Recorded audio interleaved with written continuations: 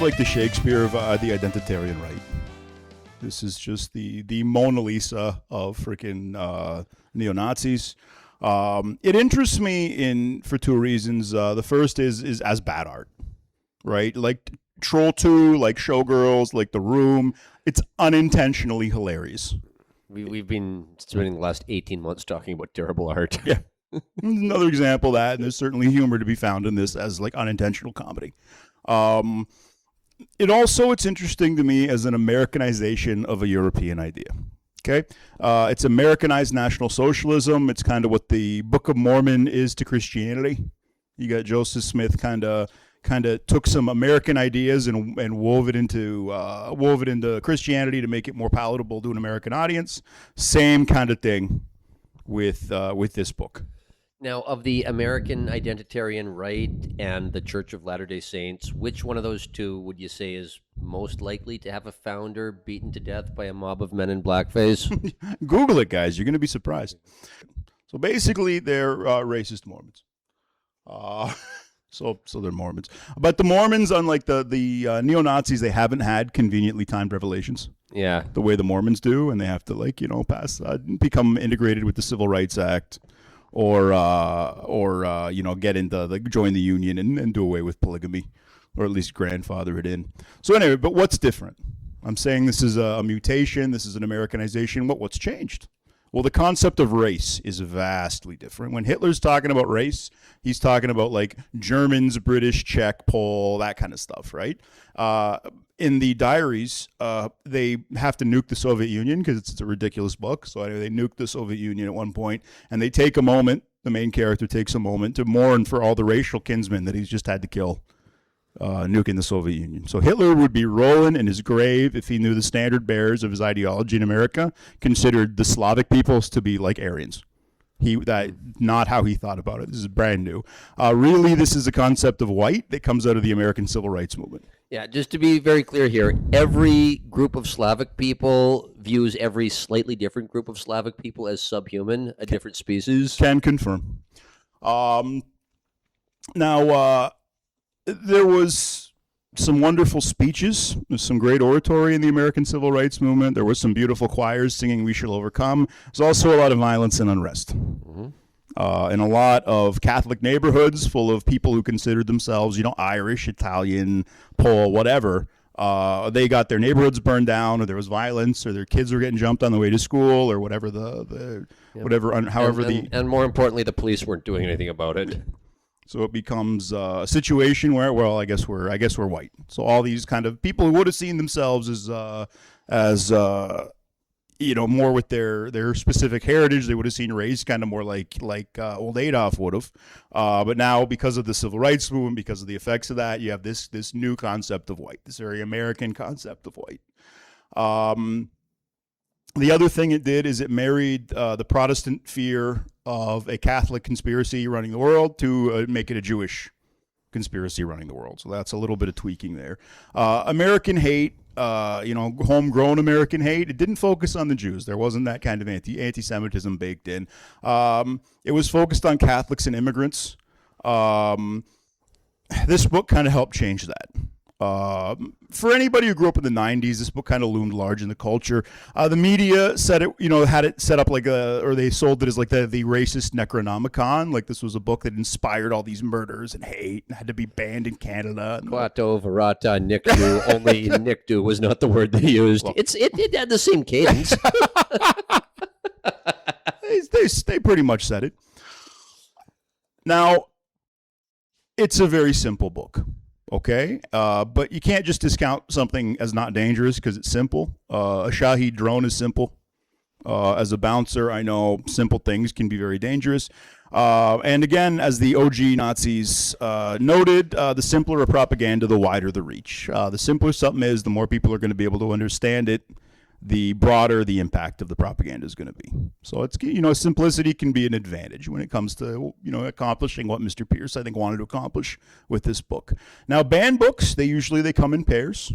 There's the banned book that you're allowed to talk about, and then there's the real banned book that you're not allowed to talk about. So think about Solzhenitsyn's Gulag Archipelago. That's the kind of kosher banned book, and then there's a very, very not kosher banned book that he wrote. that you can't find a copy of. Then won't publish it in English. Because it's non-kosher. Yeah, essentially. Homie's got some opinions. Don't deviate from Borat's. Now the diaries are no exception. There's Pierce wrote 3 books. One of them you're allowed to talk about. It's the banned book, the diaries that you're allowed to talk about. Then there's Hunter, which is the banned book you're not allowed to talk about. And then finally there is another book that he wrote that is about like a liberal slowly becoming a racist that you're really, really not allowed to talk about. But Hunter is about a guy, it's like a prequel to the Turner Diaries, and it's about a guy who uses the interstate system. He drives up and down it, and with a rifle, and he starts killing like interracial couples and like people that he thinks looks Jewish. So he's a racist Judge Dredd. I'm just picturing like one of the old classic 80s arcade games like Paperboy. Well, this is the age. I don't know. Somebody sees this, maybe they'll make. I know nobody who listens to this is gonna know what the fuck I'm talking about with Paperboy, but that's the image that conjures up in my head. Now, speaking of banned books, Henry Ford had a banned book, and Henry Ford is like the first example that I can find of like a culturally powerful person pushing an anti-Semitic conspiracy over rather than the traditional anti-Catholic conspiracy run by the Pope. Henry Ford wrote a book that you're not going to be reading in your political science class, or your international relations class. But he really pushed it. If you bought a Model T, you got a copy of this book with it. And Henry is praised in Mein Kampf by name. So Adolf says that he is the one American businessman who's standing up to Jewish influence in America. So that's Ford's contribution. Now, to be very clear, like there had been Jews from day one in America, but they were Germans who had basically assimilated. Not too long before Henry Ford, you had a huge Ellis Island wave from the Pale of Settlement, and they were cut from a slightly different cloth. And again, there was a movie called Birth of a Nation that inspired a LARP. Yeah, people started acting out this movie, and that was the second wave and the most successful wave of the KKK. So they got the border closed. Yeah. So later, when I talk about the LARP that surrounds this book, you'll know what I'm talking about. Now, I got some bad news for fans of this book. The author was explicitly trying to appeal to the bottom half of the bell curve. He wrote mostly like academic rants about race, like kind of essays about race, and they had a very narrow appeal. The guy had about 3,000 followers paying for his magazine that he was publishing. It's called Attack Magazine with an exclamation point. So this was the days before, like forget the days before like blogs and websites. This was the days before email. Yeah, this was the days before Usenet. Yeah, if you wanted to shitpost, it took a lot of effort. You had to buy postage. Yeah, and Pierce did that. He had about 3,000 people paying for a subscription to Attack Magazine. Mostly, like I said, it's his essays about race. But that's, again, very narrow appeal of that. So they tell him, listen, William, you got to write something for the masses. And he starts publishing a serial about this like race war in the United States that breaks out. And this serial becomes the most popular thing in his magazine, and it's eventually published as a book. So, much like Oliver Twist, started as a serial. Now, this one I got to talk again about the great divide between homegrown American hate and the kind of imported Nazi ideology. There was not the baked-in animosity against Jews originally. If you need some proof of that, you can Google Judah Benjamin, who was a high-ranking official in the Confederacy. He was in the cabinet. He was top level. Yeah. And he was the head diplomat. He was the Secretary of State. And originally, the Confederate flag was going to be a cross, but they changed it because it was potentially anti-Semitic. So that's the old school Catholic immigrant-focused, American hate groups. Neo-Nazism was very un-American. It pissed off a lot of American World War II vets. And a lot of these KKK guys, these, traditional American racists, they had either fought the Nazis or they had parents that had fought the Nazis. So there's been that split in American hate. The diary is an attempt to bridge that gap. Now, again, as I said a little earlier, this really, you have to you have to understand the movement around this book as a live action role play. This is a LARP. There's no women. There's lots of costumes. Like I mentioned before, the second wave of the KKK was also a LARP. Americans are great at this. And it was started by very straightforward Nazi LARPers. And this is George Lincoln Rockwell, and he's basically a troll. There's a joke in the Blues Brothers where, that he inspired. But he's LARPing. He's in full brown shirt. He's wearing the traditional Nazi regalia. Vonnegut had some contact with these guys. He wrote about them in Mother Night, that the Nazis that he dealt with in Europe were cut from a very different cloth than these clowns. He felt the Nazis that he met in Europe were these, very tough warriors, whereas these guys were just like children playing a game. That guy, he caused a little stir in Skokie, but he really didn't have a big impact. William Luther Pierce is the guy who wrote the Turner Diaries, is kind of the inheritor of the top level or the federal, neo-Nazi movement in the States. He's a black sheep. He wouldn't like me probably saying that about him, but he has a PhD in STEM. He's a physicist.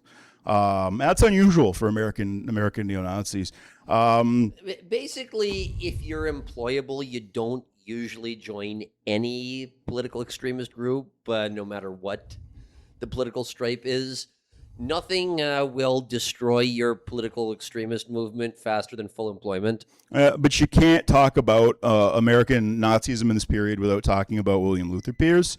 Not only did he write the Turner Diaries, but he also ran Resistance Records. So at this point, contemporary to this, you have Ian Stewart with his band Screwdriver in the UK, and he's not allowed to publish the albums that he wants to publish with the lyrics that he wants to publish because of the hate laws in the UK. It's funny because every group of Sharps all has the whole Screwdriver discography. Well, and I remember when Sharps were like, they were homophobic. You talk about mutations, right? The modern, Antifa are very pro-trans, and the anti-racist action of the 90s, they were very homophobic.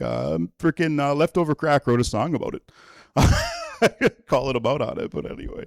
So talk about how these concepts change. But anyway, so there's Resistance Records was put together by William Luther Pierce, and he was the guy who published Screwdriver, which was then sent back to Britain, smuggled in or whatever and distributed, and also to Canada and different places. So, he's got his tendrils and everything. He's trying to be like the Pope of the of the American Nazi movement. But like I said, this book, it becomes very, very popular, and a LARP begins. Who starts the LARP? Who's the original, Star Trek fan? Who's got, started the first Star Trek convention? In this case, it's a guy called Robert Matthews. I want to make it very clear, this guy's Dale Gribble. This guy is, instead of an exterminator, he's a lumberjack from the Pacific Northwest. I'm reminded of the Monty Python joke. He's a lumberjack and he's all right. He's going to start a racial fight. Also, to be clear, Seattle wasn't always Seattle. Seattle was used to be a sleepy place where you went to go work in the forestry industry or something like that. Yeah.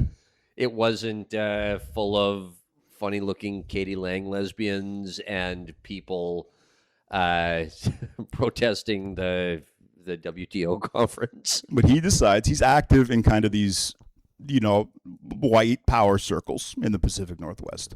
And he decides, okay, we're going to actually act out this book.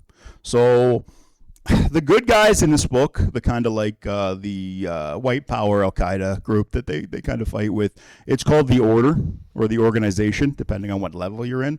And they want to start the real organization or the Order. So the Organization is the terror group. The Order is like the white power Freemasons that kind of run the Order. So it's a tiered system, right?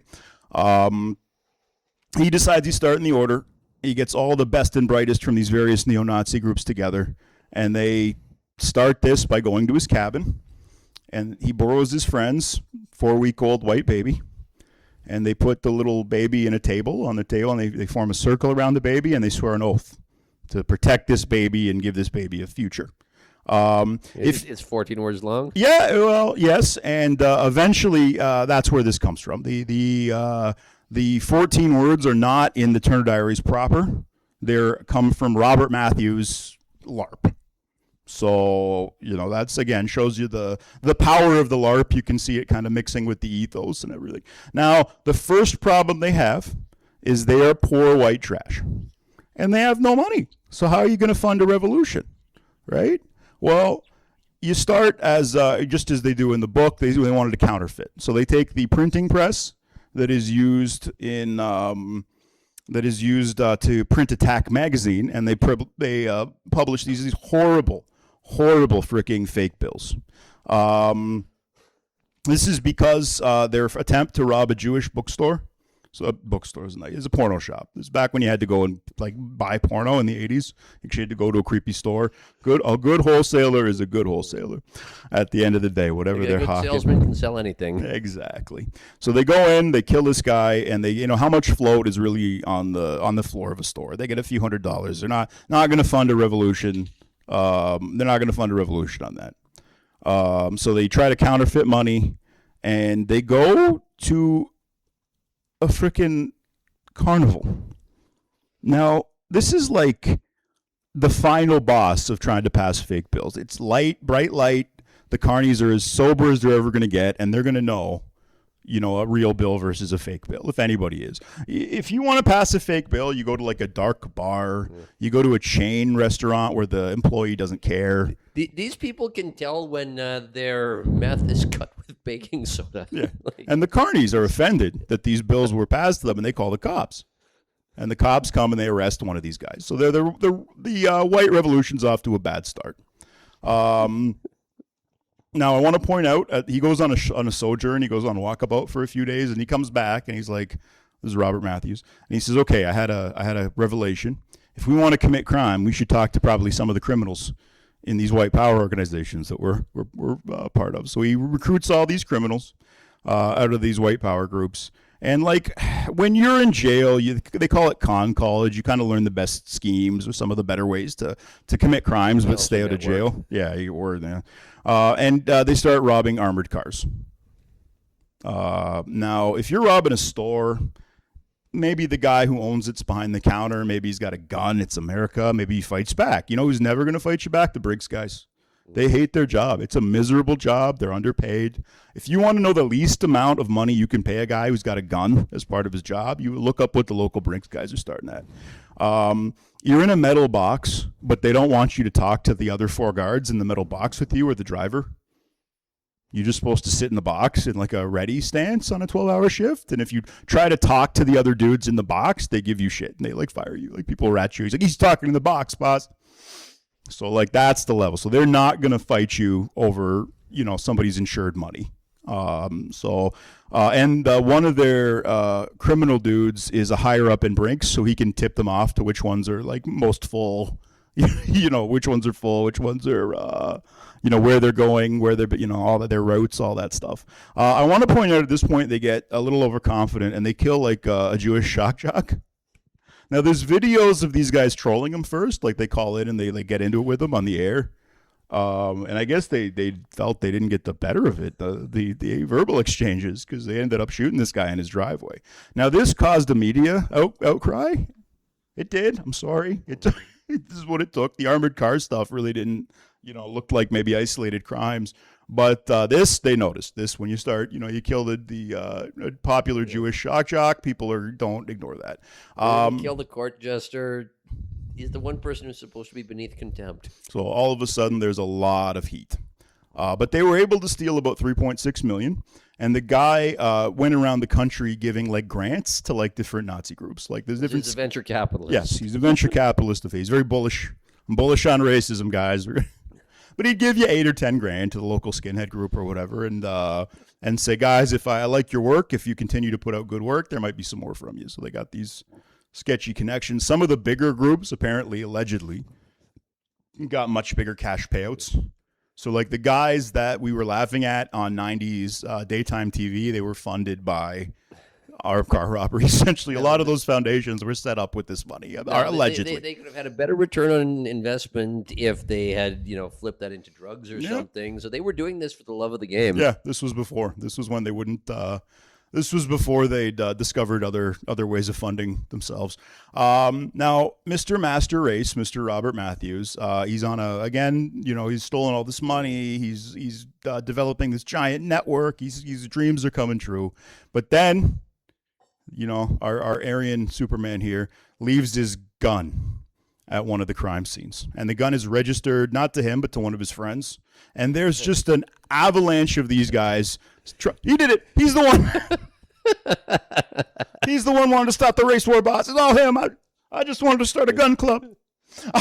So they're tripping over each other to to turn state's evidence, but not Robert Matthews. He goes to his fortified compound, the cabin earlier, which is on an island, and he's not coming out. So they send in the feds to get him, and there's a firefight. One of the feds guys gets killed. He kills one of the cops, and once you kill a cop, especially, they're not coming in to get you. They just more or less burn down your compound. It's more or less standard operating procedure. Just set the place on fire. They did it to Nazis. They did it to Black Power people. Anyone who shoots a cop, they just get burned. They basically blew up an entire city block in Philadelphia in the 70s. Yeah, exactly. Now, in this case, if you read the official reports, there were flares were fired to illuminate the bottom level of his compound, and that apparently caught fire, and he failed to come out, so he got barbecued. Now, 10 years later, if you look at kind of the interviews that the guys did, they were like, "We barbecued that Nazi!" Ha ha ha ha! Like, it's just funny to see the difference between the guys who still have to negotiate a career versus the guys who are retired. Now, at this point, Robert Matthews becomes like the Paul Bunyan of American hate. He's like a folk hero to these guys. And in further iterations of this, he's talked about very highly. He's like a John the Baptist kind of. You see how a guy becomes larger than life in terms of a subgroup or a sub idea. I guess he more would be like the Johnny Appleseed of hate. Yeah. He's going around trying to get all these skinhead groups together. Somebody wanted his head on a platter. Now, it's at this point, after he dies and everybody's locked up, this is when Pierce writes Hunter. And he wants to streamline this process. He's like, okay, I was the globe spanning militia is kind of was a bit pie in the sky. Let's simplify this for lone actors. And the picture book. Yeah, so this is how you cause trouble. So he did that, and the guy actually did it. A guy was decided he was gonna. He may have been the dude that shot Larry Flint. He never admitted to it, but it may be the Larry Flint shooter. So there's a non-zero chance that Flint's in a wheelchair because of this guy's crappy book. He's really, you see interviews with this dude, and he's really happy. He's like, he's always talking about like, I'm a messianic or I'm a mission-oriented serial killer. They had a lot of trouble classifying me. I had to come up with a whole new classification method of serial. That really makes him happy. I don't know. I guess we all excel. Now, with this kind of thing going on, there's some others, the Aryan Republican Army and some other kind of outcroppings like this, attempts at making the order a reality. And the ATF decides they got to crack down on this in the 90s. Now, no one's first choice is the ATF, okay? It's like you can't get into the CIA, you can't get into the Army, you can't get into the freaking FBI, you can't get into the Coast Guard, the local cops won't take you, the state troopers don't trust you to write speeding tickets, then maybe you start thinking about the ATF. And it's not the best and brightest, is what I'm saying typically. But they need a win. They want to bring the hammer down on these neo-Nazi groups. And there's a guy named Randy Weaver, and he kind of keeps similar company to Robert Matthews. He's in the wilderness, and he's hanging out with these kind of neo-Nazi militias that are popping up. And he's an Army vet. He once ran for police chief. And he was busted for shortening two shotguns. So basically, a shotgun has to be a certain length in the States. If you reduce it to where it might be concealable, that's a crime. It's that's creating a prohibited gun. Or if you alter a gun to make it fully automatic, it's prohibited. These were, funny enough, these were laws set up to use against like gangsters during the Prohibition era. Mm-hmm. So that's, anyways, interesting historical intersection there. And again, Randy will tell you that he was modifying some shotguns for a friend. Really, they came to him and they're like, hey, we're going to start another one of these order groups. Do you want to be the armorer? And how many can you make a week and yada yada. We want to bust, we want to start knocking off banks and armored cars and stuff to fund the revolution.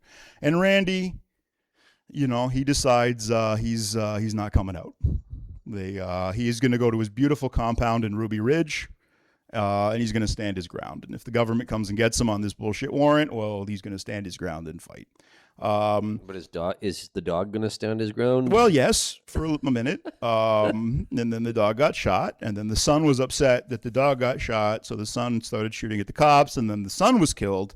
And then they ran back to their compound, which is his cabin in the woods, and they might have shot. I guess a baby and a gun kind of might look similar in a pinch. And his wife that was holding their baby got shot. Baby was okay, but the wife got shot. This started a standoff, and eventually, when they were just firing bullets into this place, they figured out. Randy said, "Okay, that's enough," and Randy decided he surrendered. So he ended up getting like a few months on the shotgun charge, like modifying the shotgun charge. But he sued the ATF, and he ended up getting a $3 million settlement. Now again, Randy. I know Randy primarily as a guest on the Alex Jones show. Like he started going on the Alex Jones show in the 90s. Alex would sometimes give him press credentials and send him to other like tax protester or militia standoffs, other places. The Americans are ungovernable. It's just there's no getting around it. But anyway, but he got like I said, he got a settlement. And but again, like who do I blame for this situation? Was the government heavy-handed? Yes. Randy, you should have handled your warrants, buddy. I feel the same way about Randy as I do about lesbians that try and run over ICE agents. As I do about people who resist arrest and get hurt. It's if you try and challenge the state's monopoly on force, you roll those dice. The state has a monopoly on force. You're unlikely to beat. The powers of the state are railed against you, and if you don't handle your warrants, if you decide you're going to resist with violence or create a dangerous situation, you can't expect the government to be reasonable. and don't worry, the sovereign citizens are coming up later in this episode. Yeah. Randy was a sovereign too, so I didn't mention that. But so the ATF gets understandably some pretty bad press after killing this, portions of this guy's family and his dog and losing this lawsuit. So they need a win, and they realize, hey, who nobody likes? Child molesters. And David Koresh has taken a bunch of child brides. Now, it turns out it's in Texas. So if the parents consent, you can have child brides of a certain age. But David had not filled out the paperwork for his child brides. He hadn't legally married them. What is this, communism? You got to fill out a form for everything? And they thought maybe he was modifying guns to be fully automatic. He had like the not automatic like bump stock shit that they get around the not, it's an automatic rate of fire, but it's not. That's like the Sabbath. It's like all these kosher things that they have all these ways of mimicking that. The rural Texan equivalent of the elevator that stops on every floor. But now we're into the Branch Davidians. Now I got to tell you who David Koresh is for you to have a framing of this situation. Millerites are going to Millerite, and David Koresh is a Millerite. Who are the Millerites? These are the guys, the Seventh-day Adventists, which is David's branch of a branch that he's on. These are the Jehovah's Witnesses. These are a lot of the less pleasant derivations, conspiracy-minded. And they're all convinced they're living in the end times. It's the one thing they all have in common. And they all believe that there's living prophets. So that's how you end up with a branch of a branch. So there was the Seventh-day Adventists, a group called the Branch broke off from the Seventh-day Adventists, and then the Branch Davidians broke off from the Branch. They broke off. They used to call David was severely dyslexic, so the other kids called him El Retardo. But he eventually joins this cult. And this cult, when he joins the Branch Davidians, is run by an old lady. And he starts just like the producers, he starts stooping the old lady. And he takes over her cult. And she gets pregnant in her old age, and they tell the kids, or they tell all the cult people that their kid is going to be the next Jesus, and it's a miracle, and then she has a miscarriage. And this guy just fully, because she has an adult son too, this lady, so he fully, like Uncle Claudius's this guy. This lady dies, and he's just the new king. He just pushes the crown prince out of the way and takes it. Now, this is America, so this ends up in a gunfight. And the kids, the mom, the legit heir, the son of the old lady, he has more guns, so he's able to chase David off this compound. But David says, this is Mount Carmel. Now this is a couple of things. That's where God answers his prophets with fire in the Bible. So that's important later. And that's where a contest of miracles took place. So David says to this guy that he Hamleted, okay, listen, Hamlet, we're going to have a miracle contest. The first person to raise the dead is the person that takes over this cult. And Buddy digs up a body and brings it back to the Branch Davidian compound and tries to do prayer and tries to raise the dead. David, being no idiot, calls the sheriff and says, they're abusing a corpse. They dug up a corpse illegally and they got it there. And the sheriff won't do anything until they get a picture. So he has to go in with guns and get a picture of the corpse and go back and show the sheriff. And then the sheriff is willing to enact. So they arrest this guy.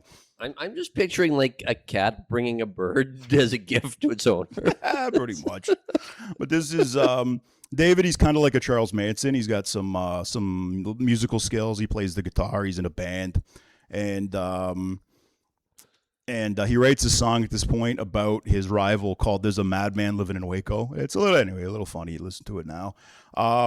So he's here, he's trying to make money. He's decided, as Jesus usually, when Jesus comes back, he wants to do two things. He wants to molest kids and he wants to stockpile weapons. So David did both of those things. So nothing unusual for a Jesus comeback situation. And the Waco standoff kicks off. No, this starts because, again, the ATF goes, okay, this pedophile cult leader is going to be an easy win. We're going to go in, we're going to arrest him, we're going to get all this good PR from arresting this guy and bringing the hammer down on him. And, bada bing, bada boom, we'll be home for Christmas. Everything will be fine. 200 ATF agents raid this compound. 190 some odd ATF agents retreat from raiding the compound. They were going to try to get them in the field when they were working. Usually the cult was out in the fields away from their guns and their pillbox and their fortified wooden compound. The cult, in this case, got tipped off because the media that they had wanted to bring to see their glorious victory stopped at a gas station and asked for directions, and the guy running the gas station knew David and called him and tipped him off. So they're waiting in arms for this raid to happen. And instead of calling off the raid, they try to go in with force, and a gunfight breaks out, and the Branch Davidians have more, better, bigger guns, so they win the fight.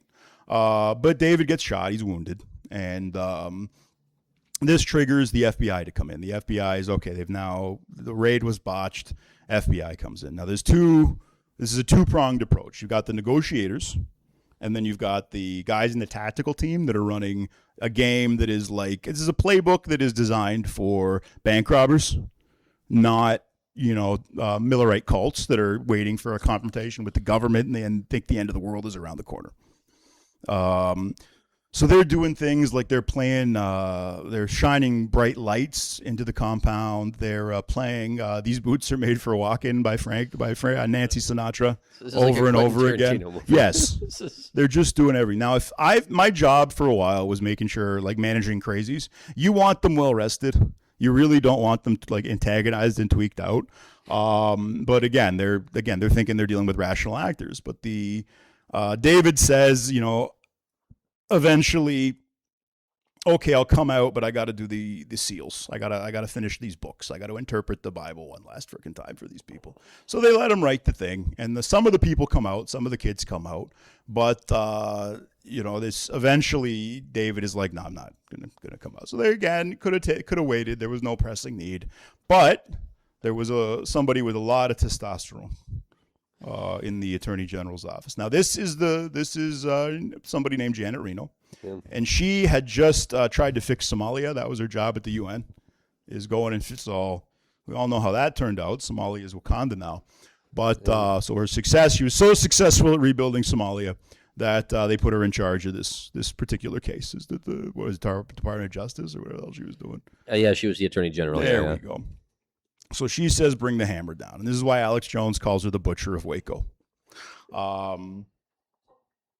Now they go in, and there's a couple of things. They cut the power to the compound, so the Davidians were using like propane lights that can get knocked over and burn things. But their plan was, we're going to take tanks. We're going to drive these tanks into the compound, and then we're going to use the holes that the tanks have busted to insert a bunch of tear gas into this compound and get them to run away, get them to come out with all the tear gas. Now, they did this on a day with like a 90-mile-an-hour wind. So most of the tear gas just blew out, like just blew away. Like if you're ever using any kind of chemical agent, you really have to be very mindful of the wind. It's why it's such an unreliable, shitty weapon. You look at the Aum Shinrikyo guy, right? How many did they thought they were going to kill? Thousands. They killed like 10. It's very hard. These are you got to be very mindful of conditions with these things. I'm starting to believe the U.S. government needs to get to like Dresden or Hiroshima before it wins, before it gets a W. Well, and the thing is that this cult had always assumed that they were going to have a showdown with the government, so they had gas masks for the adults. So the only people who got tear gas were the children. The adults had to put on their gas masks and dealt with it. Now, there's a couple of narratives about how the fire got started.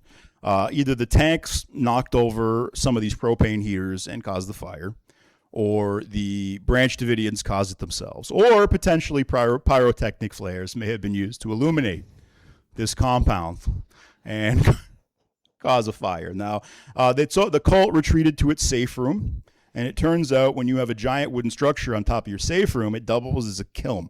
So these guys got ashed. There's a freaking cult barbecue, and it's on live TV because it's the 24-hour news cycle 90s. So, well, we did get one classic episode of South Park out of it. Now, there's two people who are very upset about this. One of them is a young Alex Jones who protested outside the compound while the siege was going on. And another is a young Timothy McVeigh. I want to talk a little bit about Alex Jones at this point. You might know him very differently, but at this point, he was the buddying up to all these neo-Nazi militias. But you'll notice he never explicitly says that there's it's an anti-Semitic or it's a Jewish conspiracy. He never says that. He says globalists. If he's really pressed, he'll point to British royals or deposed royal families in England, but he'll never blame the Jews, despite these militias. The Rothschilds. Yeah, Rothschilds. That's the closest he'll come to a dog whistle. Yes, and there's a reason for that. At this point, he has a Jewish wife, and Jewish kids. So he would be he couldn't get away with that particular conspiracy theory, and this made it more palatable for the average person. There's now a further mutation. But anyway, he buddy, like I said, he had Randy Weaver on. He really palled up. He really sold a lot of his early DVDs and stuff to these militia groups, and that was, a big part of his early base. Now, I also want to talk about Timothy McVeigh. He's the other protester outside Waco. Homie's an Aspie incel. There's no getting around it. He would be on some kind of incel forum. He only wanted to date the prettiest girls who wanted nothing to do with him. He was the supreme gentleman. Yeah, he was supreme gentleman. He was a Star Trek fan. He's a Gulf War vet. He came home, and the only job he could get was driving the Brinks truck. I've told you how wonderful that job is, and he got fired because he showed up with bandoliers with shotgun shells in them. And his boss didn't think that was funny, so he got fired. He was very disappointed with the militia movement because he'd actually been in a real army. So he knew kind of what was expected, what was kosher for an actual professional fighting force. And so these wackadoos, shooting targets in the woods once a month, he knew that was, he found that to be unsatisfactory. And he gets obsessed with Star Trek, The Next Generation. And also he gets obsessed with the Turner Diaries. He makes his living kind of selling guns and also like giving away and selling copies of this book at gun shows. He decides he wants to have some revenge for Waco and Ruby Ridge, and he decides that he's going to act out that revenge through this book or through something a plan outlined in this book. There's a federal building is bombed, and again, the main character in the Turner Diaries is an engineer, so he goes as an excuse to go into explicit detail on exactly how to build a truck bomb. It's kind of like an anarchist cookbook for the far right. So he follows that recipe with arguably some of his friends. And they were never really busted as friends for that, but it's likely he had some support. and he mixed a truck bomb, and he drove it down to the Oklahoma City Federal Building, and he lit his 2 redundant fuses, and then he makes very clear he walked to his car that he'd stashed, as his escape vehicle. So he escapes in his vehicle, and he's going to get away, and he's probably on his way to a compound of some kind, one of these fortified backwoods positions, but he never gets there because he's a sovereign citizen. Mm-hmm. So his getaway vehicle doesn't have license plates on it, and he has no driver's license. So he gets pulled over. After the bombing, the cop was in no mood for his shit, immediately arrested him for an unregistered concealed firearm and a no driver's license. Yeah, so for those of you unaware of what sovereign citizens are, imagine you came up with an imaginary country as a kid. Imagine you still believe in that as an adult, and you're going to argue to the cop who pulls you over that it gives you diplomatic immunity. Yeah, there's a video after video of people trying this and getting their windows broken and arrested. If you need to go down a funny thing, but just understand at this point, it's become a broader kind of internet-based movement. The sovereign citizens at this point, it's pretty much militia guys that are espousing this. Now, what happened was the part of the truck wasn't destroyed. I think the axle was just kind of launched several hundred feet, and they found the serial number on the axle, and they were able to track down this Ryder truck that he'd rented, and then they were able to figure out who had rented it because he rented it under his real name because he master race. And essentially, they already have him in jail. They got him busted. So, there was no standoff. They weren't able to kind of, find him and put flares into his compound and barbecue him. But they asked him, they were like, look, there was a daycare in the building. He's like, you killed a bunch of kids. You killed a bunch of people. How do you feel about this? And you're going to die now. And he goes, I don't care about dying, man. I killed all those people. That's a great kill-death ratio. So just an Aspie to the very end. He best understood as like an Alec Banassian kind of character, rather than some kind of Superman militia guy who was, killed all these people. Where did these outstanding men learn to shoot? In the Marines, sir. Now, after this is obviously you kill you blow up a daycare. That's pretty bad PR. So the hammer comes down on these guys pretty hard, and the culture changes. Yada yada yada. But everything's economically fine. And then everything kind of stopped being economically fine around 2008. And briefly in 2001. Yep. A couple of bubbles there. Anyway, there was a real estate bubble popped in South Manhattan in 2001. Yeah, that's fair. But a new generation ended up finding this online. Because again, you got this even goes back to the OG Nazis, right? Is when the economy was doing better, the communists and the Nazis did worse than the Poles. And when there's inflation, when there's uncertainty, when there's desperation, that's when people turn to extremist groups. And you start seeing that, again, in kind of the economic chaos and the cultural chaos that we're living in. You're starting to see these ideas kind of bubble to the surface again. The first and the most, the guy I want to point out is Dylan Roof. This is the guy who, after Obama was elected, turned his gun on a bunch of people at a church. Again, this guy was just a weirdo Aspie, but his ID on one of these hate forums that radicalized him was something 1488. So you can see, even though he probably didn't read the book, he probably didn't have the attention span. He's kind of like a Napoleon Dynamite of Nazism. But again, he point and click. He was able to figure this out and cause damage. Pierce, the guys who write books like this, they remind me of these scumbag Muslim clerics that will tell dirt poor teenage boys that they're going to get into heaven if they go and blow themselves up on a bus or something. It's that same kind of, you guys go do it, and then I'll just say I didn't tell you to do it. It's that same kind of cowardice. Arguably also, you got groups like Atomwaffen. Yeah. Which is I think there's a Canadian military guy involved with that. And then you got groups like the Aryan Brotherhood, which came out of the conditions in American prisons. And are now so powerful in the prisons that they're pushing out into the streets. I was watching a documentary on a Aryan Brotherhood sponsored biker gang that was challenging the Hells Angels in various places. So, and again, it comes down, they fund themselves now with the meth trade. There's no more armored car robberies. It's much easier to sell poison to your own people in the drug game than it is that. Now, how are these ideas going to further evolve?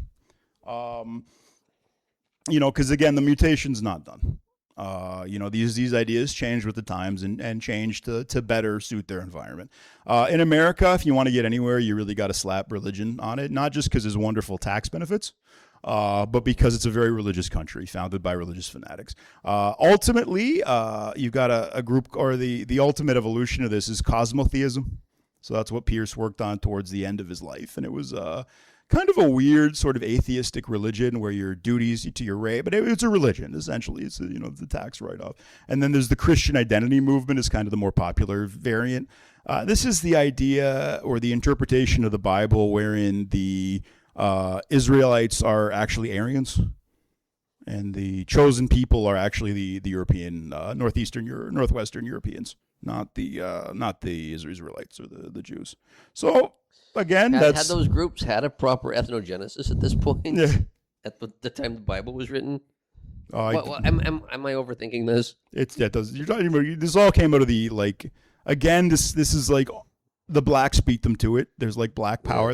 Before there was this, there was interpretations of the blacks are the actual Israelites. Just again, because it works in the States. You've got all these Christians, so anybody who wants to get their wacky, convergent evolution. And again, I'm sure there was some panspermia in jail because these groups have a lot of time to share notes and everything. So what's next for the fandom? We don't know. It's going to be interesting to see. We're in a media environment where anybody can whip up trouble. Any YouTube talking head can kind of spin up a group and get people angry. The conditions have never been more perfect for the rise of an extremist dictator or an extremist character of some kind. Yeah, a few years ago, like Vice or one of these liberal rags sent somebody out to, I think it was Idaho or Montana, to see what the Proud Boys were up to. He asked one of the local bartenders, so I've heard there's a lot of Proud Boy activity out here. And the bartender's like, why are you worried about the Proud Boys? Why aren't you worried about the neo-Nazis in the mountains who keep recruiting them? Yep. Yeah, people don't. So a lot of these groups are kind of Boy Scouts to Eagle Scouts. Yeah. There's a lot of that. Now, again, we know that, again, it's another interesting thing is a lot of there was a big 4chan leak a while ago, and a bunch of the IPs on poll turned out to be from Israel. Yeah. And Jewish neighborhoods in the States. So yeah, Hitler Groiper 1488 is probably from White Plains, New York. Has a last name that has a precious metal in it. And I just want to say to you guys, you have time to hate post. You have time to be on the internet pretending to be a Goyish Nazi, but you have no time to call you booby, and I don't see you in shul. So before this sugar on the internet bullshit, I want to see you in shul, and I want you to call you booby. Yeah, that's a good place to end the review of the that wasn't the review of the Turner Diaries, folks. That was a review of the LARP surrounding the Turner Diaries. So this is where we're actually going to get into the meat and potatoes of the texts of the diary in question. So again, I think this is primarily, I see this as a vessel for unintentional humor. In being heavy-handed propaganda, it's unintentionally very funny. So that's mostly the lens that I'm going to try to view it through today. I just want to know who's going to do the comparative literature PhD between this book and The Handmaid's Tale, because they are very similarly structured. Yeah, there's no getting around that. This is two diaries. They both end with both involve an academic educated character forced into some kind of menial battle. Yeah, and just nobody recognizes their genius. Nobody. No, and they're forced to do these menial things because of circumstances. And then at the end, there are a symposium of academics in both cases talking about the significance of what you've just read. Yeah, and they're both written as diaries as well. Like diaries. Like the main character disappears at the end. At the end of the day, they're both about demographic grievance. I was watching an interview with Margaret like a while ago about what she meant by The Handmaid's Tale, and she said essentially I wanted to make the point that Orwell did, but I wanted to make the point that it's worse for women, which is like I don't know. I don't see. I don't understand. War, men die, women most affected. Essentially, it's and you notice it's not Margaret wasn't talking about the lady like scrubbing the toilets. Margaret's talking about the high-end sex slave. Yeah, all the women who show up in their red robes, for those of you who are not familiar with that book, like the ones in the red are the alpha breeding sows. The ones in the gray are the ones who are forced to do chores all day long. They never show up dressed in the gray robes. She was gifted to this high-ranking, powerful man, forced to become breeding stock of the. It just like because of all these because of the tropes that exist in modern like female adult novels. What are they? They have a special name for erotica adult smut essentially.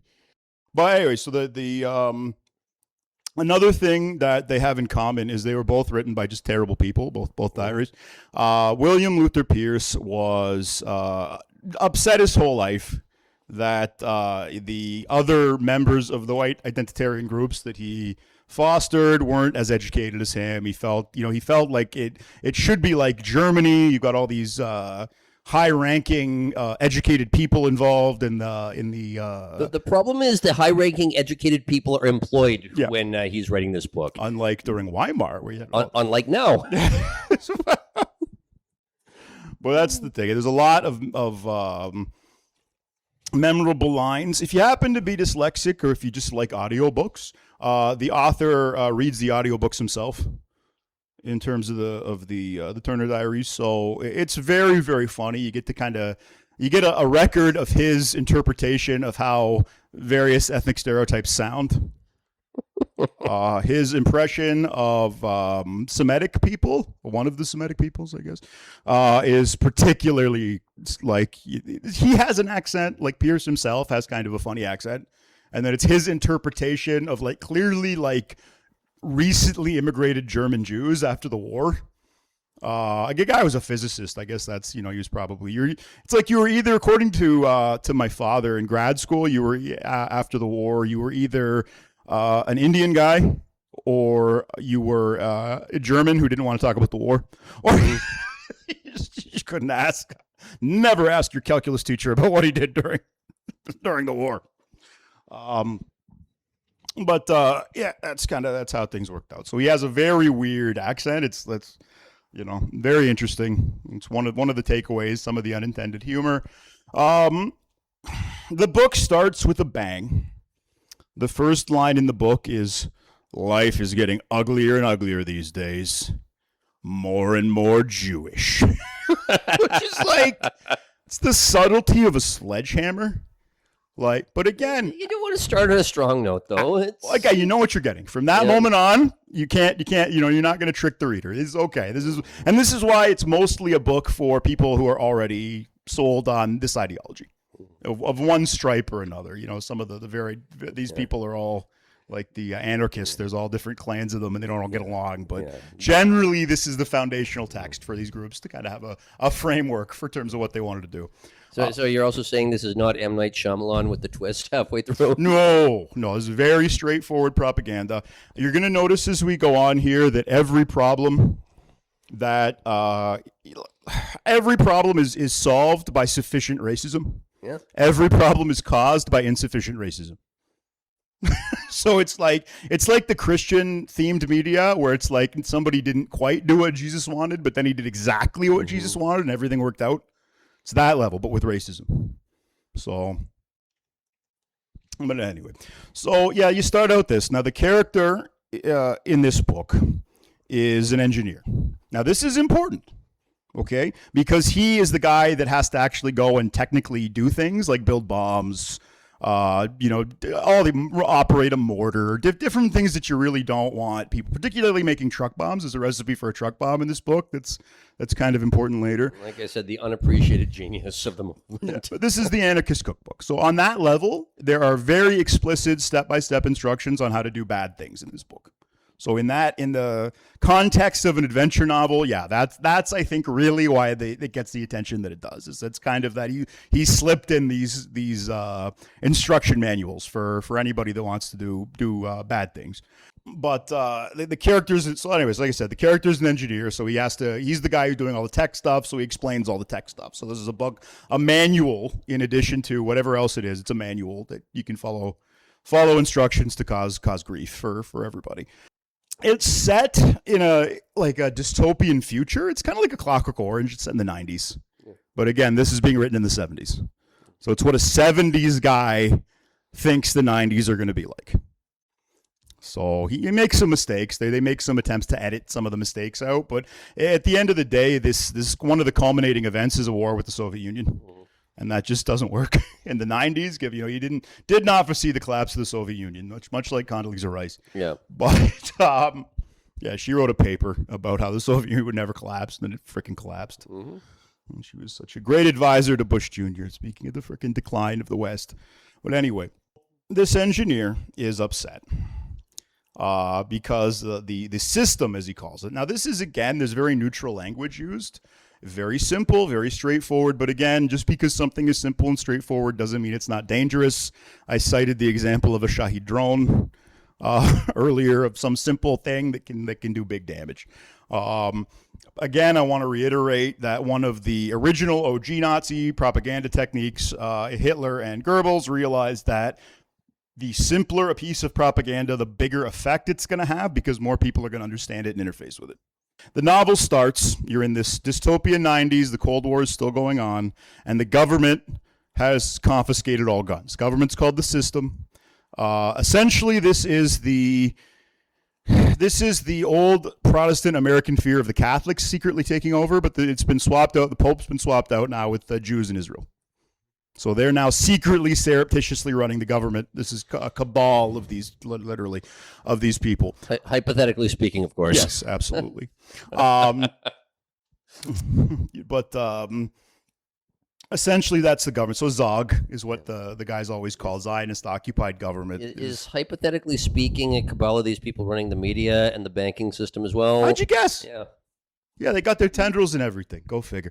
And it's all run through Tel Aviv in the book. So it's a very structured 1970s concept of this. Like these things, I think, modern day, I think there's a lot more fluidity just because of how everything works, just because of the internet. But this is, again, pre-internet age. This is a relic, this book. Now, the government has, like I said, they've confiscated all the guns. The act passed is called the Cohen Act. That's the act the government. So again, this is the level of subtlety that we're dealing with here. You can imagine the kind of mind that's going to be like, Cohen Act, that figures. Like, just like. What a coincidence. So they took everybody's guns, and it starts with a screed bashing conservatives. Remember, guys, the real enemy of the extremist is the moderate. As Monty Python, declared many years ago. And he is most upset, or the book starts with a screed against the conservatives, who are all talked a big game about what they do when the government came to get their guns, and most of them rolled over. But this guy, the lead character in the Turner Diaries, clearly self-insert, kind of everyman dude with an engineering degree, he and his buddies that are part of a counter-system group called the Organization. And this is, like I said, it's kind of like a white power Al-Qaeda. This is the terrorist group that he's part of. Essentially, they took all their guns and they buried them in a national park in an oil drum. There's very explicit instructions on how to oil and hide your guns. But he kept one gun in case black people. And lo and behold, black people break into his house. And he thinks this is just a burglary system. Now, again, this is a problem with everybody thinks they're going to be Rambo, and especially in the States with their freaking home firearm. It's not typically how things work when the adrenaline actually starts pumping in some of these situations. One of the first thing that goes if you're not used to an adrenaline rush is your fine motor. So good luck pointing that handgun effectively. But I mean, Kyle Rittenhouse did prove that there are certain people on the spectrum who are very cool under pressure. That's fair. The Spurge kid, all that, the video game training or whatever. But yeah, so ironically, it's the kid that, like, the Spurgiest kid that seems to be something people noticed in jiu-jitsu. There was a famous jiu-jitsu coach a while ago who said, you can give anybody steroids, man, so you just got to give autistic kids steroids. You can't, there's no steroid to make you autistic. So, and it's again because of the kind of mind that can think through these elaborate traps. Anyway, digress from the grappling thing. We're going to grapple with culture, boys, and literature. So anyway, this guy's very upset. Andrew McDonald is the guy's name, lead character in these diaries. Earl Turner, pardon me. It's written by Andrew McDonald. It's the pen name that Pierce used. But the guy's Earl Turner is the guy who wrote the diaries, pardon me. Now, Earl is, again, black people break into his house. And he's like, this is a common problem. I'm not surprised at all. But he tries to go and get his gun. But his gun has been concealed in the wall. So it's useless when these guys break in with a bat and arrest him. Now, like I said, initially they tie him up and they start rifling his place. But he notices, hey, wait a minute, they're not taking things robbers would take. You know, especially, and just to make like this is a dated thing. He specifically says like a milk jug full of dimes. They didn't take. Well, of course they take the milk jug full of dimes. Like it's just that the datedness. This is a weird, a very dated document. This is just making me pissed off at the amount of inflation we've had to deal with. Yeah, exactly. Yeah. Loss of purchasing power. Don't get me started. Gold standard. That ever happened in Weimar? Anyway, this is completely unrelated. Anyway, so he's noticing that these guys aren't robbing him; they're just rifling his shit. But they can't find the gun. And then in comes a Jewish guy, and he does his Jewish impression, which is like, "Oi, there's the gun, boys!" Just like. So like Mel Brooks, like Mel Brooks level, but like more German. He's got a very German edge to his Judaism. For again, I think just because of the time he was living in and the kind of people that were populating physics departments and that. And again, probably he watched a Mel Brooks movie. He probably watched The Producers. I'm sure. Yeah, I would bet. He's a big fan of Mel Brooks. This guy, ironically. But anyway, aren't we all? Exactly. But in comes the Jewish guy. Now, the Jewish guy is smart enough to find his gun because he's got a metal detector. So he fishes this gun out with the metal detector, and then they arrest him for having guns left over despite the Cohen Act. Does he take the milk jug full of dimes? That's a good question. That is never specified. I think we can assume. I think it's the weight of things unseen. Mm-hmm. We can assume that the change went missing after he left. But anyway, they're never brought up again. So the milk jug full of dimes. So we can only assume what happened. They take him outside. They've got him in like an alligator alley ICE detention center that they've quickly erected detention center they've got, with very few amenities to round up all these people. And the government has bitten off more than they can chew. So many freaking people who had guns still had their guns. So they had to arrest all these people, and it became clear that they didn't have the resources to keep all these people in jail. So they just let everybody out with a letter being like, you can be arrested at any point. Because so habeas corpus has been, that's long gone there. Now, this puts our protagonist here, Mr. Turner, in quite a bind. Because now, shit. They're gonna eventually arrest me and put me in a prison of some kind, and what am I gonna do? Well, it's now these backs to the wall. The system put them on death ground. This is a very bad idea to ever put anybody on death ground that you don't intend to kill. So he's on death ground. What does he do? Well, he decides that his little cell of this organization, this is again the White Power Militia Al Qaeda group, they're going to go underground and they're going to become a military unit. There's two kinds of these order units, grouping cells, right? There's the above ground and the underground. The above ground ones, they distribute pamphlets. They surreptitiously fund the underground group, and the underground ones are the ones actually engaged in guerrilla war against the government. But rule number one, they got to solve their own supply issues. So that's the first. You think about they trying to run an army that way? Oh my God.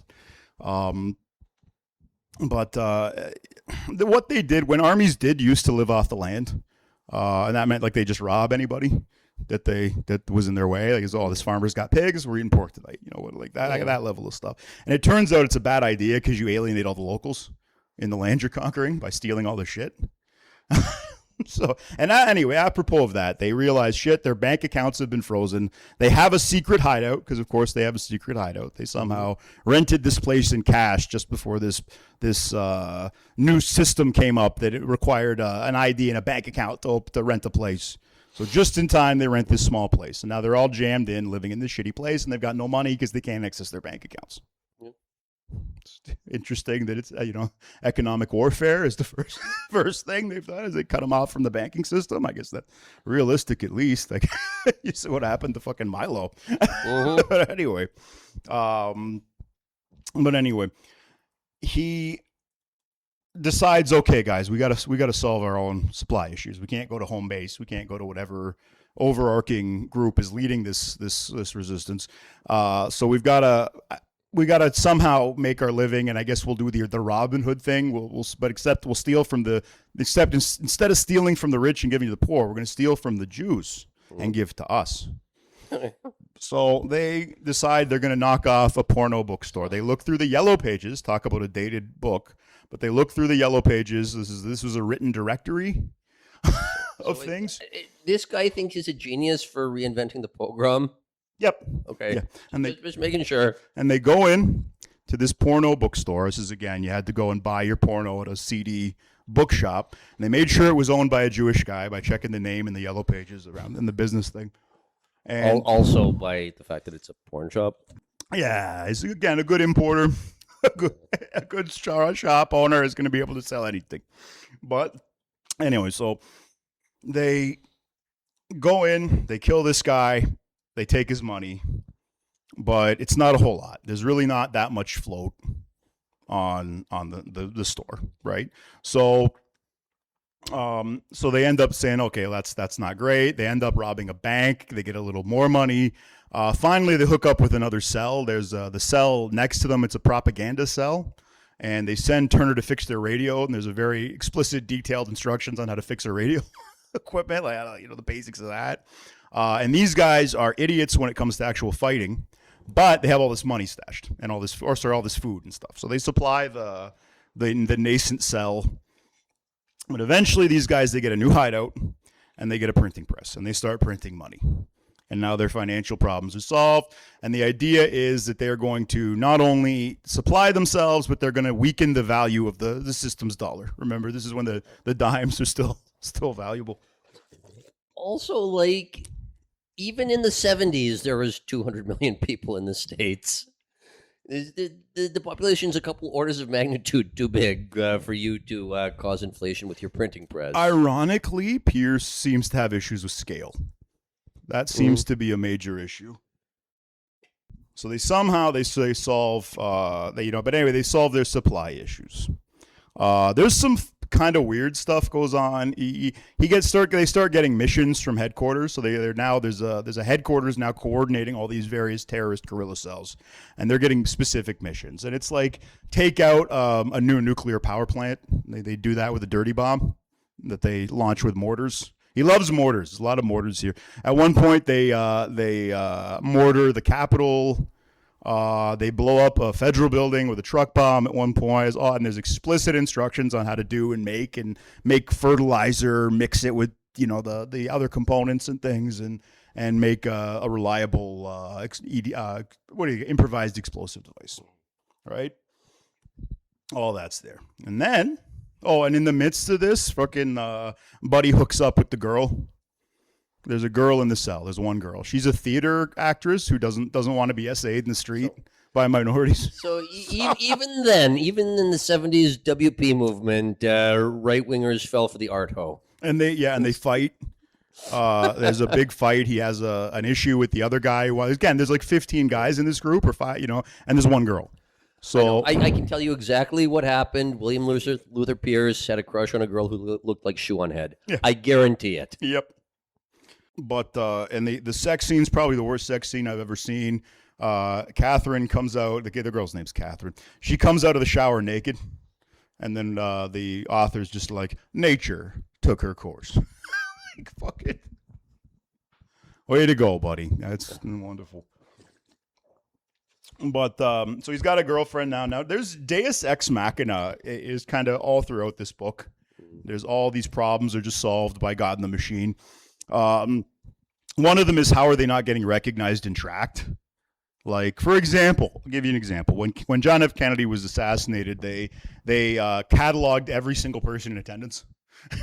Like they just went through, figured out who everybody was, and cataloged them. So the idea that they're kind of like sloppily doing all this terrorist stuff, and again, they Deus Ex Machina in this case is they say, well, the police have been hiring all these minorities to fill quotas, and so the police are much less effective than they were in the days of Edgar Hoover. So that's part of it. I mean, yes, that happened, but no, they can still find you. They did that, but the way that they covered that is the female was a community theater tech girl. She won head. Yeah. And she's really good with makeup and prosthetics. So she's able to change their face. I just picture them in like different mustaches. That's how I just. But there's all these times where she disguises them in a new way, and that's how they're not getting recognized. And then and another thing they do is the system they kill a broadcaster. They kill there's a hit piece against the order, the organization. There was a media anti-order piece, and they go and they kill they blow up the printing press, and they kill the head of this newspaper. So there's a killing press features. There's a sheriff that they kill. He captures some of the order members and the organization members, and then he puts them in a cell with a bunch of black criminals. And just lets nature take its course. So they all get killed, and then they go and they kill the sheriff, and I think his wife too. Like there's just like, God, it's again, just a poorly written propaganda piece. There's all this brutality. The brutality is justified in the name of the collective. And speaking of the collective, they start getting marching orders from the top, and they get this order that they're to transport themselves to L.A. They're all en masse going to California. And Pierce's self-insert, Earl Turner, he realizes it's mostly like fighting men, like, barricade people and engineers, combat engineers. So, but there's a lot of like the Street Fighter types that are going to LA. So they're all constants, a big... Just like a bottle full of dimes or a milk jug full of dimes is an anachronism or something antiquated, so is like white people going to LA to meet other white people. Yeah. We met them in Compton. Beautiful neighborhood. I had to come all the way from Harlem. Anyway, but so they're all concentrated on the West Coast, and it kicks off. The organization makes a grab for that territory, and they end up fighting the police. They end up fighting all these series of pitched battles. But then finally, most of the military comes over and joins them. Apparently, they could recruit a ton of people in the military, but they could not recruit all these LA cops, which is like the first place I'd try and recruit Nazis is LA cops. Yeah. That's the first place. If you make me a propagandist tomorrow, first place I'm going, LA cops. That's the first group of people I'm getting on board. If you want to recruit people who hate the blacks, there's one problem with the LAPD, which is that most of the people who hate blacks on the LAPD are blacks. That's fine. It's like Hitler said, you can't judge the material that comes to hand. Who are you to judge the material that comes to hand? That's what Hitler said anytime people were like, Mein Führer, this guy's not Aryan, this guy's gay, this guy, but the material, don't judge the material that comes to hand. We're trying to get something done here. Mm-hmm. And speaking of get something done, they there's a battle. Eventually, they send a tank column to go blow up the main cop shop in L.A., and they block all the roads, and they blow up a bunch of interchanges, and they disable all the infrastructure. And then they have control of a city of millions of people with essentially no infrastructure.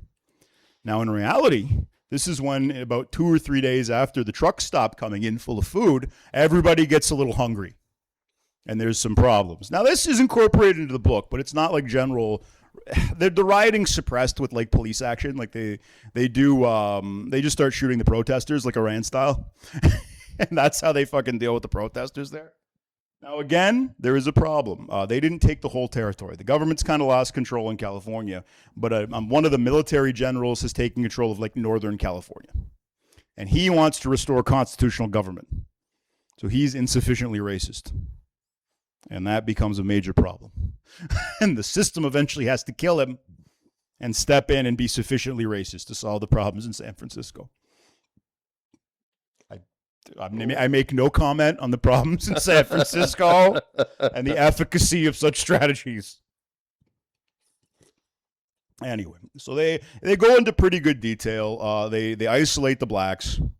They go around saying they can't set up hard checkpoints. There's not enough of them, but they go around with loudspeakers saying any black found north of this street or south of this street or east of this street or west of this street will be shot after a certain time today. So they isolate them. And then they go in and they're taking control of the neighborhoods, and they find basically everyone's hungry. And the black people might have started eating the white people, and they find a slaughterhouse full of like white bodies that have been all raped and cut up because they could fucking play with their food, I guess. Mm-hmm. But they just reverted to cannibalism, and he makes it clear they're the only group that did that during the chaos. Now, another thing, there's such a smiling face is put on some relatively horrible things. There's some very horrible things in this piece of propaganda. They go around the order because remember everybody's starving in the city. It's no food shipments coming in, and they go. Okay, if you want your kids to not starve, give us your kids. And they find out later the kids have been organized into like fruit picking brigades because they kicked out all of the Mexican braceros. So they need somebody to pick the fruit to get it into LA. And they choose their children. It's the happiest day. It's like the little girls of the 109th Food Brigade were apple-cheeked and they sung a song as we are like it's just the happiest face I've ever seen put on child labor outside of the child labor that sustains our current supply line. I don't know that they put. I guess they didn't have to put it under a subsidiary company to claim they didn't know what was going on. But yeah, this is happy things put on that. Now, speaking of other happy things, one of the things that they do is they kick all the blacks out. So they find black people. Like he notes, he's like, so many of them are able to hotwire a car. It's amazing how many of them can just get a car started without key. And they put them in cars with just enough gasoline to get them over the mountains. And they start a big like black caravan. And it's described as you would imagine being subscribed, like this dark wave stretching to the horizon. They make it clear that like an old black guy falls out of one of the cars that they're getting crammed into, and all the black people just laugh as his head is smashed open. Like, that's the funniest thing I've seen all day, bro. That's Pierce. Pierce does all the voices. So listen to the audiobook if you want to hear it. So anyway, this massive humanity. He talks about the horror people must be feeling seeing that wave of humanity come towards them. He explicitly calls it demographic warfare. He says we're going to kick all the blacks out, and then the blacks will be their problem. It will increase racial pressure in the borderlands, as Pierce puts it. Now, unfortunately, not every group gets kicked out. There are the quadroons and octoroons. And mixed race, like the Iranians. I think he cites like it's like they couldn't tell if the Iranians were white or what. But just to be on the safe side, they didn't have a paper bag test. They couldn't put a pencil in their hair like South Africa. But they take all these guys and they march them, all them, the mixed race people, anyone they can't tell, mongrels of South Asian or mongrels of South Pacific descent, everybody, he's just all the miscellaneous, they all get marched into a valley, and he says, I suspect their march will be a one-way affair. So, essentially, he again, the author or the protagonist goes on to say, we don't want these people confusing the situation. We want very clear lines between races, and they didn't want anybody escaping who could potentially later pass as white and continue the blight on to the next iteration of humanity. He talks at this point what would happen if they lost. He goes, just as before, humans evolved properly. The Earth will sail through the cosmos devoid of the higher man. So to be clear here, is there still only the one shoe on head chick? Yes. that you don't pass on humanity with like 50 men and one woman. Well, who are all very closely related. Yeah. That's a bad yeah, there's a reason. It just doesn't work. You look at the Habsburgs, guys, towards the end of that. If you want to see what happens when you think you're going to inbreed your way to perfection, it's just not great. It's not a winning strategy. But anyway, at this point, the people just start showing up. Like white people, white people took over LA, and they just start showing up from all over the country to like be part of LA. And remember, the black ghettos have been cleared out. So all these white people move into the ghettos, and he makes it clear they're washing things, putting away beer bottles, hanging drapes. Like he's like, oh, these are all of a sudden wonderful, productive neighborhoods now that these. And he's like, we want to, we try to do what we can to help them, but these are the types that can pretty much do for themselves. That's how he puts it. So the child labor is now bringing enough food into the city to at least feed everybody. But there's still no good nicks among the white population. So I just want to say he saw it as easier to do all this shit than to just like reverse the Detroit riots. Yes. The cities are done. We're going to just take care. But yet he wanted to move to fucking Los Angeles. I don't know. This is confusing. There's things, it's like later in the book, Baltimore is a hub of white resistance, guys. I lived in Baltimore for 3 years. Baltimore is not a hub of white anything. No. It's like if the Americans ever invade Canada, you got to kind of count on them grabbing Toronto. Count on Baltimore not being a white enclave, as he puts it. Now, they take them, and now the reason that the government hasn't just smashed this breakaway element in LA is they captured Vandenberg Air Force Base, and they captured the nukes. So the nuclear soldiers are on their side, I guess, and they say if you attack us or nuke us or do whatever or bring the army in properly, we're going to nuke New York, and we're going to nuke and we will also nuke Tel Aviv. So that apparently paralyzed them. There's a major military buildup along the Rockies from the system, and at this point, our dear protagonist, Mr. Turner, he is incorporated now, or he gets promoted from the Order to the organization. So there's the organization, that's the militia, that's the Al Qaeda group that's fighting the system, and then there's the Order, which is the Order, which is you're very good in the organization, you get promoted to Order. The Order is like the white power Freemason group that he talks about that is running things surreptitiously. This is the WASP elite or whatever. I just want to say one thing. Thinking about like there being a resistance along the ridge of the Rockies, this is somebody whose idea of strategy comes from playing Risk, not from like working for a supply chain company. Yeah. This is not logistics. No, this guy. Clearly, there's some holes in his understanding of everything. But anyway, eventually the government is now threatening to nuke, or they're pretty sure there's going to be the government's. It's a stalemate, right? They both sides have nukes. What's going to happen? Well, the government's getting ready to send in conventional forces.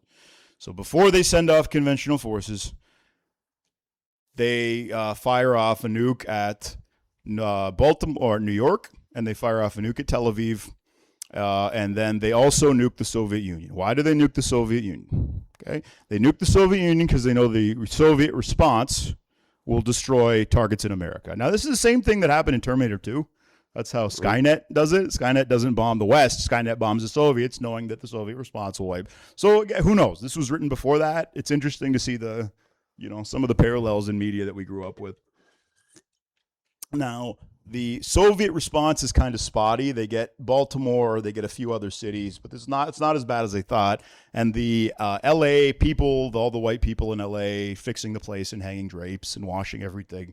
And building parks and gardening and all. He goes into elaborate, quiet children playing peacefully on the street where only hordes of young blacks. So, there's fucking nuclear war going on, and he's talking about community gardening. Yes, they all go underground. They get a little bit of a heads up because it's the racist militia that launches the attacks. So they get a heads up. They're able to get everybody into underground shelters, and they're fine, but everybody else is screwed on the continent. And this is like, but there's still the Pentagon. There's still this huge government they have to deal with. There's only one way to deal with the government. Oh wait, I forgot the most important part. He gets captured after he's inducted into the order. And if you are an order member and you get captured, you have to kill yourself. They give you a cyanide pill. But he's taken by surprise, and he's not able to get to his cyanide pill. And he's tortured by black guys and a Mossad agent. And the Mossad agent comes in, and he's like, "Oh, I'm going to torture you the way I tortured the SS after the war." What, that fucking Laurence Olivier movie? Yes. Yeah, pretty much. Marathon Man, yeah. Now, again, there's always butt stuff. I don't know why. There's always butt stuff in this kind of fanatic literature. There doesn't need butt stuff. You could just say he got tortured. It's like there's butt stuff in every Sacha Baron Cohen movie. Yeah. It's weird. Yeah, it's like one time it's a bit of shock humor, but the fact that he gets something shoved up his ass in every movie he's in. Start asking questions. Now, what happened is the Mossad agent was upset with him not being broken by the torture, so he had two black guys put a big metal rod up his butt. And he describes the sensation. He's like, it's just like a lot of detail. It's not quite the Oscar Wilde who spent 4 pages in his novel describing a guy's coat. It's not quite that bad, but it's a lot of description on the sodomy. And I guess he's trying to like make it where he's trying to make it these people are as evil as he can. Really just comes across as like closeted, gay. You know, what do they call it? Latent homosexuality. Freud. I'm going to explain how evil these black guys are by saying how they penetrated me with their long 8-inch at the behest of a Jew. It's like this is a snapshot into some of the things that Pierce is maybe not aware of in terms of his deep dark desires. I don't put much stake in Freud's theories, but I'm going to go with this one. Yeah, this is the one time. This is not just like random phallic stuff. This is a bunch of black guys penetrating me. But they come, and the order and is but the order is able to rescue him, and they say, "Listen, you got captured. You weren't supposed to get captured, so you got to die. But your life is forfeit because there's the rules." And he's like, "But I had an excuse." And they go, "No. A good excuse must never be allowed to take the place of delivering the objective." There's a message there. Certainly, if there's any truly anti kind of postmodernist message in this, it's that. It's that an excuse doesn't replace good results. Now, if there is anything that is truly postmodernist, though, it's delivering this message through 3 pages of interracial sodomy. Yep. Triracial Jewish. Then the Jews made the black guys penetrate. I had no choice. It was anyway. So he's captured. They decide, okay, they got to do this. Now, how'd they get through the rocky defense line? Okay, because remember, he had to get over to get captured. He ends up behind enemy lines again. To get through enemy lines, Catherine puts them in Mexican face. And every time they go through a checkpoint, they put their fist up in the air and go, "Viva la raza!" and are able to just wave through the checkpoint. So that, I'm not joking, that's how they solve this problem. So, show me your ID. Oh, you're from Los Angeles. You must be Mexican. Buenos dias, monsieur. Senor. So he gets there. So they decide, okay, William, you're gonna, or not William, sorry, not this Earl. is Earl, Mr. Turner.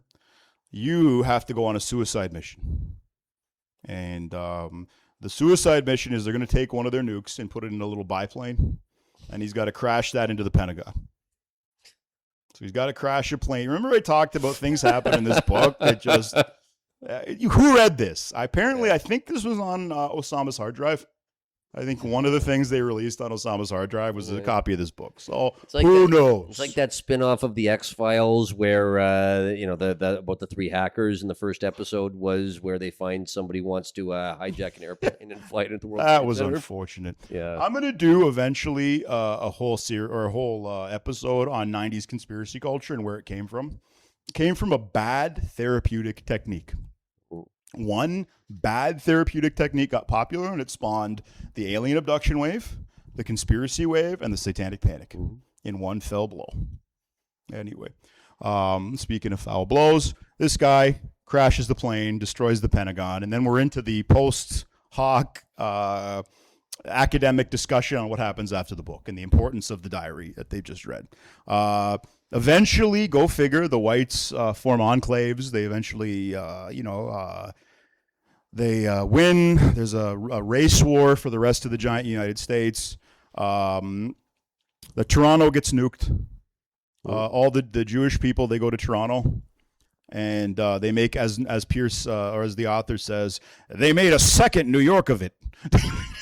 So Toronto gets nuked. So go Toronto. We're in this book. We're important enough. We get nuked. They eventually Europe is destroyed. Everybody goes in and kills the Jews in the ghettos. And Israel, when they nuke Tel Aviv, all the Arabs just see the mushroom clouds run into the cities and just do a freaking, October. So he's saying that Arabs are that organized? Yeah, I don't know, once. But there's just they go full freaking music festival, and they just run into he describes them running into the heart of nuclear burning cities and just to kill the last survivors. So I guess that's what they do. That's what they do if they just describes ethnic stereotypes, engaging in sodomy, but he doesn't make that the Arabs. Yeah, someone dropped the ball on that one. We can imply that. Yeah, he should anyway. Now this leaves them. Remember, the Soviet Union's been destroyed. An interesting thing for me is Pierce talks about mourning the death of his racial kinsmen in the Soviet Union that have unfortunately fallen under the control of Jewish Bolsheviks. Now, if Hitler found out that the guys carrying the standard of his ideology in America were, considered the Slavic peoples to be Aryans, he would be turning in his grave. That was not how he saw it. He saw race again divided by nationalities. It was Czechs, Poles, English. I mean, these are racist to him. Yeah. You know who else views Slavs as subhumans? Every other group of Slavs. Yep. Yeah, it's true. It's like the Ukraine.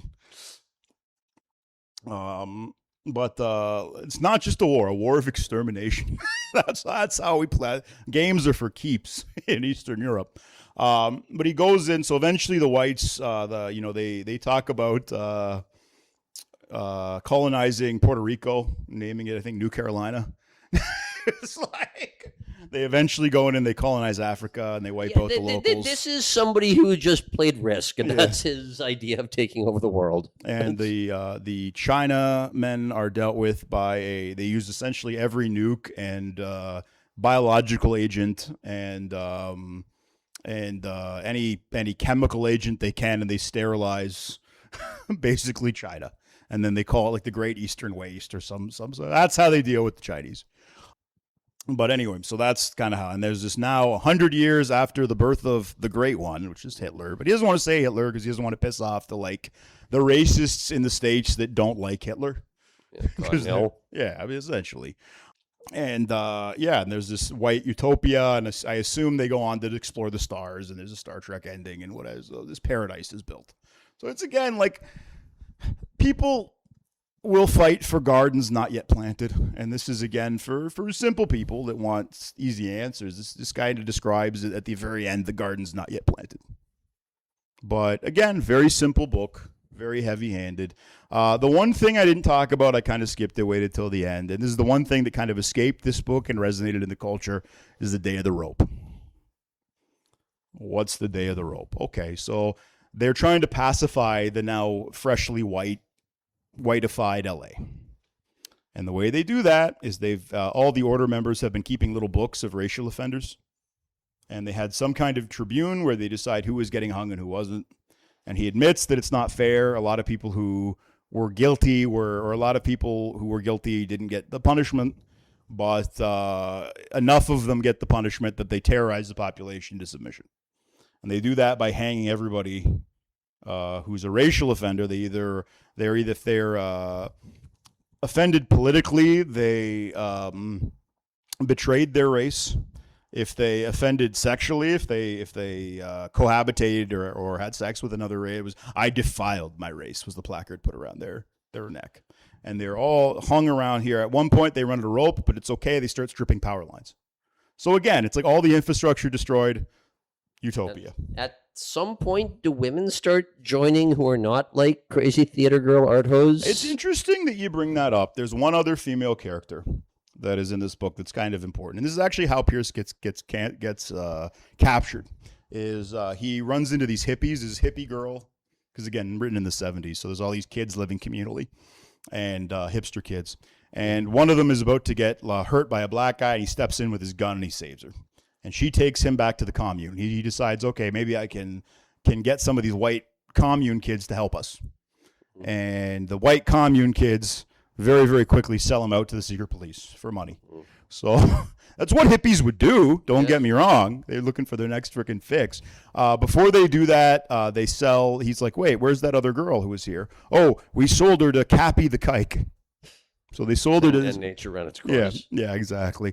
So there's a Jeffrey Epstein in this book. Basically, there's a Jewish pimp who buys these girls, young white girls in this commune. But he makes it clear this girl had to run away from school because the desegregated blacks were just essaying her, and her parents were didn't want her to be racist, so they wouldn't let her deal with it. So that's again, very heavy-handed, but anyway, that's how he ended up getting captured. But that's the only other one is this messed up hippie that sold her friend into sexual slavery to Jeffrey Epstein's buddy here. So when it comes to white on white sex, it's then nature drew its course, or then right. Yeah. Sorry, when it's white on white sex, yep. it's then nature ran its course. Heterosexual. But Heterosexual when it's interracial gay sex, it's with the Jewish guy watching. Yeah, it's graphic detail. Yep, that tells you all you need to know about this book. So that, guys, is the Turner Diaries. Again, it was sold in the media as this, you're going to open this book and be sucked in. It's going to, no, this is propaganda. This is red meat for people who are already sucked into this crap. The only thing that makes it any more dangerous than any other book is the step-by-step instructions on how to build things like truck bombs that guys like McVeigh can kind of follow. And most of that's already obsolete. Yeah, and guess what? It's the age of the fucking internet. Yeah. Good luck. Good luck keeping information like that out of people. I can go on the fuck. It is easier to catch people in the age of the internet because everybody's got a digital record. But in terms of getting information that would be useful to hurt people, it's never been an easier time to get that out. They asked at one point, I was at a book club, and this guy asked what I thought about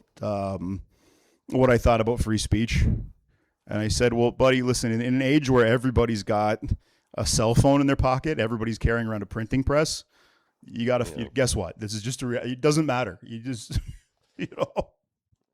doesn't matter what I think about it. The ship has sailed. Mm-hmm.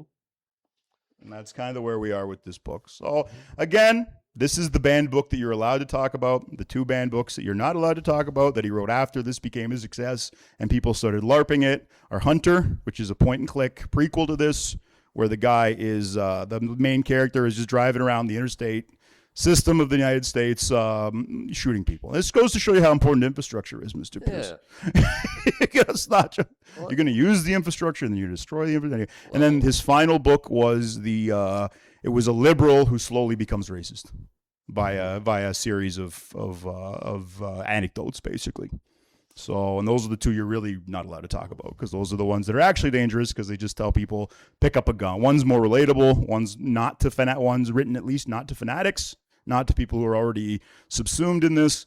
And the Hunter is the point and click where you don't need any kind. It doesn't. Most people are too stupid to build a truck bomb. That really is a pretty sophisticated piece of chemistry, even with you look at all the guys, you look at the guys who tried to bomb the Glasgow airport. Yeah. Those were doctors, and they thought, we'll just fill a car with explosive stuff or with flammable stuff, it'll blow up. And then they got kicked in the balls by a pissed off Scottish freaking guard. Anyway, kicked him so hard he broke his foot. But anyway, so it's a fairly sophisticated piece of chemistry, building an actual bomb, and the gun is much more point and click. And then now we live in an age where any idiot can just, wait, I don't even need to put a bomb in the van. I'll just frickin' rent the van and just go for a drive down frickin' Yonge Street like that fucking Alec Manassian. The biggest like I live in a city, Toronto, where the biggest massacre we've ever had was a young Spurgey kid driving a rented van down Yonge Street and hitting people on purpose. Yeah, somebody who like failed out of his video design class. Oh, he passed. He just couldn't get a job. All right. He couldn't get a job. We'll do him eventually. That'll be. We'll do Toronto stories. But that's the thing. And now we live in an age where, to get a copy of this book, you had to be at racist gun shows. You had to be connected to Nazi groups. Really, in the age of the internet. Dylan Roof, classic example. This is the guy who shot up the Black Church, the Black Methodist Church in 2015. And he's a very simple kid. I was reminded of Napoleon Dynamite. He's just, hey, guy, I had to do something. And yeah, he didn't even read the book, but he knew the 14 words. He had that in his username, 1488. And the 1488, again, doesn't even come out of this book, comes out of the LARP surrounding this book. One of the interesting things humans can do is we can kind of play pretend together. We have to do it sometimes. Money is us all collectively playing pretend. Intersubjective experience, and when we all play, but we got to be very careful who and what we pretend to be. And in an age where, any idiot can hit a tanker ship with a drone or rent a van and go on a rampage. What is our moral choices have never been more important. In the next one of these, hopefully, we're going to do a Clockwork Orange and kind of open up the moral choice. Okay, yes, you can do horrible things, but why? And what are the consequences? But that'll be the next Radio Free Literature. And I hope you guys really enjoyed this. Yeah, give us a like and subscribe. Yeah, if you want to stroke my ego, do that. And read better books, guys.